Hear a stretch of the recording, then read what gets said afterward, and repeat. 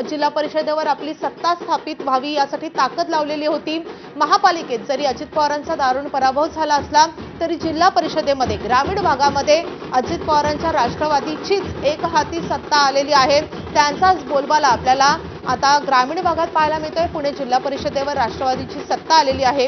अजित पवारांच्या निधनानंतरची पहिलीच मोठी निवडणूक आणि त्या निवडणुकीमध्ये त्यांच्या पक्षानं पुणे जिल्हा परिषदेवर त्यांचा झेंडा रोवलेला आहे। त्यामुळे अजित पवार यांच्या निधनानंतरही मिळालेला हा मोठा विजय म्हणावा लागेल। आपण चित्र पाहतोय पुणे जिल्हा परिषदेचं। भाजपला केवळ 8 जागा जिंकता आलेल्या आहेत। शिवसेनेच्या वाट्याला केवळ 5 जागा आलेल्या आहेत, तर अजित पवारांच्या राष्ट्रवादीनं जोरदार मुसंडी मारत 43 जागा जिंकल्यात। काँग्रेसला इथे खातंही उघडता आलं नाहीये। ठाकरेंच्या शिवसेनेच्या 7 जागा विजयी झालेल्या आहेत, तर शरद पवारांच्या राष्ट्रवादीची 1 जागा, तर अपक्षांनाही इथे खातं उघडता आलेलं नाहीये। मात्र अजित पवारांच्या राष्ट्रवादीचा मोठा दणदणीत विजय झालेला आहे पुणे जिल्हा परिषदेवर। सोलापूरचं चित्र काय आपण पाहूयात प्रज्ञा। सोलापुरात भाजपनं बहुमताचा आकडा गाठलेला आहे। जसं पुणे जिल्हा परिषदेत राष्ट्रवादीला एकाती सत्ता मिळाली आहे, सोलापूरमध्ये भाजपला एकाती सत्ता मिळतेय।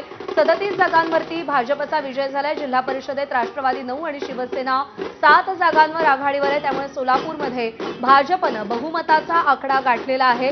पुणे जिल्हा परिषदेत राष्ट्रवादीची एकाती सत्ता येते, तर सोलापूरमध्ये भाजपनं बहुमताचा आकडा गाठलाय। 37 जागांवरती भाजपनं विजय मिळवलेला आहे। सोलापूरची महानगरपालिका असेल किंवा जिल्हा परिषद असेल, ही निवडणूक अत्यंत प्रतिष्ठेची झालेली होती। ऑपरेशन लोटस खूप मोठ्या प्रमाणात सोलापूरमध्ये राबवलं गेलेलं होतं। अनेक विविध पक्षातून लोक भाजपात आलेले होते आणि त्याची ही परिणिती आहे। 37 जागांवरती भाजपनं विजय मिळवलाय। शिवसेना शिंदे गटानं 7, अजित पवारांच्या राष्ट्रवादीनं 9, तर महाविकास आघाडीतल्या पक्षानं एकही जागी यश मिळवलेलं नाहीये।